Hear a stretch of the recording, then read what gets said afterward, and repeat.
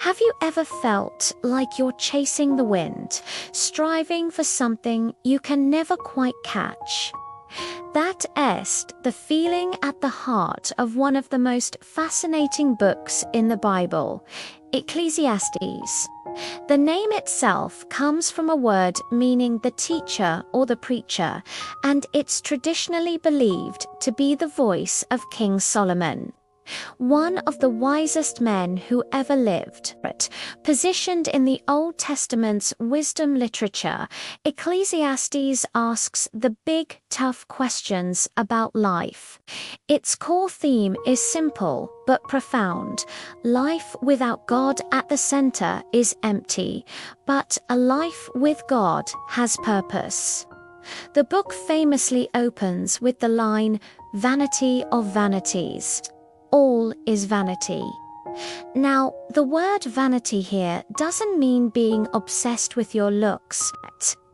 In Hebrew, it means something more like vapor, smoke, or a fleeting breath. It's real, you can see it, but you can't hold on to it. Ecclesiastes explores life under the sun, which is a poetic way of describing life viewed only from a human perspective, without considering God.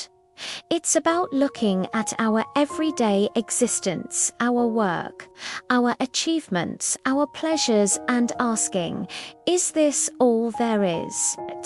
Let's dive into the major themes the teacher wrestles with. First, there's the idea of time and seasons. You probably know the famous passage from chapter 3. For everything there is a season, a time to be born and a time to die, a time to plant and a time to pluck up what is planted. Life moves in rhythms and cycles that are often beyond our control. We can't speed up spring or slow down winter. The preacher observes that this divine timing governs everything, reminding us of our limited power over our own lives. We plan and we strive, but ultimately we are part of a much larger cosmic rhythm. Next, the book tackles work and achievement. We live in a culture that glorifies the hustle. Right, we're told that hard work is the key to satisfaction. But Ecclesiastes offers a sobering perspective. The teacher, who had it all, says that tireless work on its own cannot ultimately satisfy the human heart. You can build empires and create masterpieces, but success fades. Your legacy is uncertain. Someone else will eventually take over what you've built, and they might not even appreciate it. He concludes that work itself is badit as a gift from God, but when we make it our ultimate source of meaning, it becomes another form of vanity, another puff of smoke. Then there's wealth and pleasure. If you had unlimited money, would you be happy? The teacher basically ran this experiment. As a king, he had immense riches and denied himself no pleasure. He built houses, planted vineyards, and gathered silver and gold. And his conclusion, it was all meaningless. Riches don't guarantee joy. In fact, they often bring more anxiety, the fear of losing it all. Pleasure, when pursued for its own sake, becomes hollow. It's like eating candy for every meal. It's sweet for a moment, but it leaves you empty and sick. The teacher isn't saying pleasure is bad. He's saying that pleasure detached from a deeper purpose is just a temporary distraction. What about wisdom and knowledge? Surely, being wise is better than being foolish. The teacher agrees. He says wisdom is better than folly, just as light is better than darkness.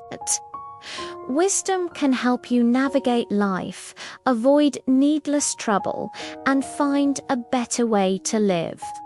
But here's the twist. Wisdom has its limits. Even the wisest person can't conquer the great equalizer, death. The teacher observes with a heavy heart that the same fate awaits both the wise and the fool. Both end up in the grave, and both are eventually forgotten. This realization can lead to despair. If even wisdom can't save us, what's the point? This leads directly to the theme of injustice and mortality. The teacher looks at the world under the sun and sees that it's often deeply unfair. Righteous people suffer while the wicked prosper. Justice doesn't always prevail in our lifetime. This is a difficult reality to accept, and it can make life feel random and cruel. And looming over all of it is the certainty of death. No matter who you are, rich or poor, wise or foolish, good or evil, death comes for everyone. This shared fate is one of the most profound and unsettling observations in the book. It forces us to confront the temporary nature of our earthly existence. So, after all this searching and questioning, what's the final takeaway? Is life just a meaningless joke? Not at all. Ecclesiastes isn't a book of despair. It's a book of realism.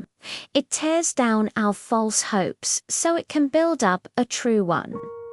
The point isn't that life is meaningless, but that it feels meaningless when we try to find ultimate purpose in temporary things. The things of this world, work, wealth, pleasure, even wisdom, are good gifts, but they make terrible gods. The conclusion the teacher reaches is refreshingly simple: fear God and keep His commandments. This is the whole duty of man. He also advises us to enjoy the simple gifts God gives us each day: food, drink, family, and the satisfaction of our work. These aren't the meaning of life, but they are gifts to be enjoyed along the way. Moments of grace in a world that is often confusing. Life finds its meaning not by looking under the sun, but by looking above it, to the God who designed it all. He is the one who gives our fleeting lives eternal significance. Ecclesiastes serves as a powerful reminder to check what we're building our lives on. Are we chasing the wind, trying to find lasting satisfaction in things that will inevitably fade away? Or are we anchoring our hope in God, the only one who is eternal? By embracing our limitations and trusting in God's sovereign plan, we can find true contentment and purpose, even in a world that often seems like vanity. It teaches us to live fully in the present, enjoying God's gifts, while keeping our eyes fixed on the eternal perspective that gives it all meaning. Thanks so much for watching. If this exploration of Ecclesiastes resonated with you, be sure to like this video and subscribe for more deep dives into the wisdom of the scriptures. Let me know in the comments what you find most challenging or comforting about this incredible book. See you next time.